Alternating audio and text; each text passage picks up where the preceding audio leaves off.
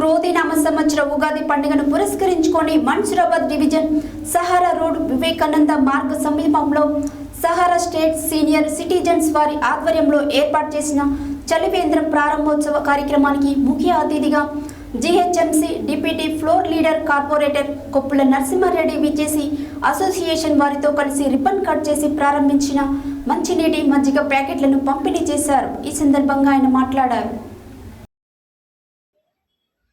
క్రోధినామ సంవత్సర ఉగాది పండుగను పురస్కరించుకుని Mansoorabad division Sahara road Vivekananda Marg సమీపంలో సహారా స్టేట్ సీనియర్ సిటిజన్స్ వారి ఆధ్వర్యంలో ఏర్పాటు చేసిన చలివేంద్రం ప్రారంభోత్సవ కార్యక్రమానికి ముఖ్య అతిథులుగా GHMC deputy floor leader corporator Koppula Narasimha Reddy విచ్చేసి అసోసియేషన్ వారితో కలిసి రిబ్బన్ కట్ చేసి ప్రారంభించి మంచినీటిని మజ్జిగ ప్యాకెట్లను పంపిణీ చేశారు.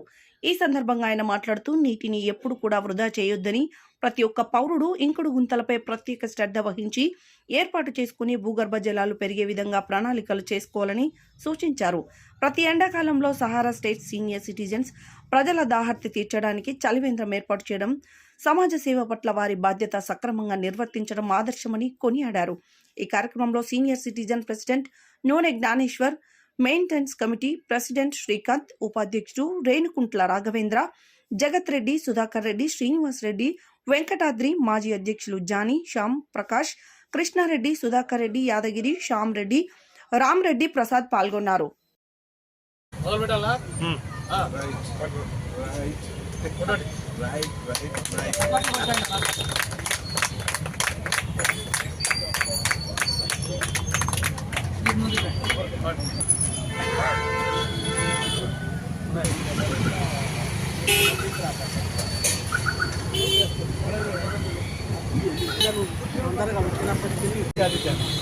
అందరికీ ఉగాది శుభాకాంక్షలు.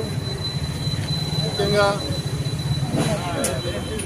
Senior citizen Sahara estates welfare వాళ్ళు చేస్తున్నటువంటి చలివేంద్రము అధ్యక్షులు జ్ఞానేశ్వర్ అన్న గారికి, వెల్ఫేర్ అధ్యక్షులు శ్రీకాంత్ అన్న గారికి, మాజీ అధ్యక్షులు జానీబాయి గారికి, ఇక్కడ చేసినటువంటి సీనియర్ సిటిజన్స్కి, సభ్యులకి అందరికీ కూడా హృదయపూర్వక ధన్యవాదాలు తెలియజేసుకుంటూ, ఉగాది అంటేనే అన్ని రకాల షడ్రుచులు అని అంటారు. అన్ని రకాలైనటువంటి రుచులను చూసేటువంటి ఈరోజు అన్ని రకాల మనుషులని ఒకటే ఆహారం లేకుండా మంచినీళ్ళ మొత్తం ఒకదాంతో బతుకొచ్చు అనేది అంటారు. ఈ మంచినీళ్ళకు కులము మతము ఏమీ అడ్డురావు.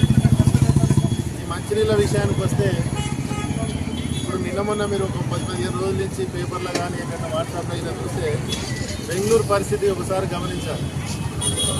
బెంగళూరులో ఒకప్పుడు ఫ్యూచర్ సిటీ అని, లేకపోతే సాఫ్ట్వేర్కి పుట్టినిల్లు అని చెప్పేసి విచ్చల విడిగా 50 ఫ్లోర్లు 20 ఫ్లోర్లు అనంతంగా ఎదిగిపోయింది.